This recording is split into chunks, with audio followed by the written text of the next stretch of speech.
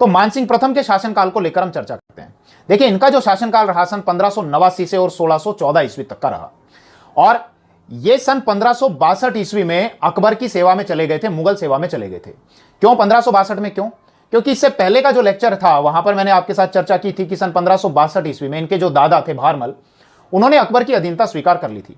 और अकबर की अधीनता स्वीकार की थी तो एक संधि के तहत एक तो मानसिंह को और अपने पुत्र भगवंत दास को, राजा भारमल के पुत्र थे भगवंत दास और भगवंत दास के पुत्र हैं मानसिंह, तो इन दोनों को मुगल सेवा में भेज दिया था। तो यानी कि सन 1562 ईस्वी से ये अकबर की सेवा में थे और सन 1614 ईस्वी में जब इनकी मृत्यु हुई तब तक ये मुगल सेवा में रहे।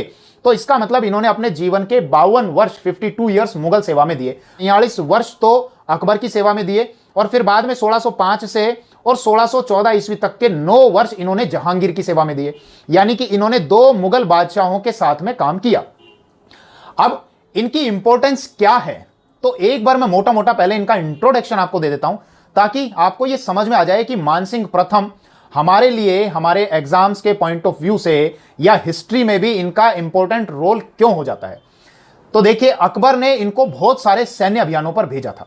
अभी मैं मोटा मोटा केवल एक आउटलाइन खींच रहा हूं, फिर बाद में डिटेल से उन सारे विषयों पर चर्चा करूंगा। तो अकबर ने इनको काफी सैन्य अभियानों पर भेजा था।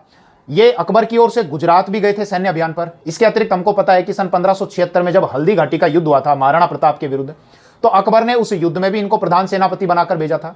इसके अलावा सन 1581 से और 1587 ईस्वी तक इनको काबुल में रखा गया और 1585 में इनको काबुल का सूबेदार भी बनाया गया। फिर 1587 से और 94 तक इनको बिहार भेजा गया, बिहार की सूबेदारी दी गई। बिहार में रहते हुए इन्होंने जो मुगलों के जो विरोधी थे या विद्रोही थे उड़ीसा के अंदर, उनका भी दमन किया। फिर बाद में 94 से और फिर 96 तक इनको बंगाल की सूबेदारी दी गई। फिर बीमार रहने के कारण ये अजमेर की ओर आ गए थे। तो कहने का मतलब अकबर ने बहुत सारे सैन्य अभियानों में इनको भेजा और इनके स्किल या मैनेजमेंट के कारण ही अकबर को अपने राज्य के विस्तार करने में या अपने विद्रोहियों विरोधियों का दमन करने में इनके कारण ही सफलता मिली थी, मानसिंह प्रथम के कारण ही सफलता मिली थी।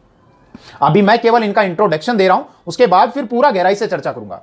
इसके अतिरिक्त आप यह भी ध्यान रखें कि मानसिंह फर्स्ट जो हैं ये अकबर के नवरत्नों में से एक थे। तो इनकी इंपॉर्टेंस हमको समझ में आ जाती है कि अकबर के दरबार के जो मुख्य 9 व्यक्ति थे उनको 9 रत्नों या नवरत्नों के नाम से जाना जाता था। यानी 9 व्यक्तियों का एक ग्रुप था और उस 9 व्यक्तियों के ग्रुप में मानसिंह प्रथम भी थे। तो इसका मतलब ये अकबर की नजर में या अकबर के शासनकाल में काफी इंपॉर्टेंट रोल रखते थे या महत्वपूर्ण भूमिका रखते थे।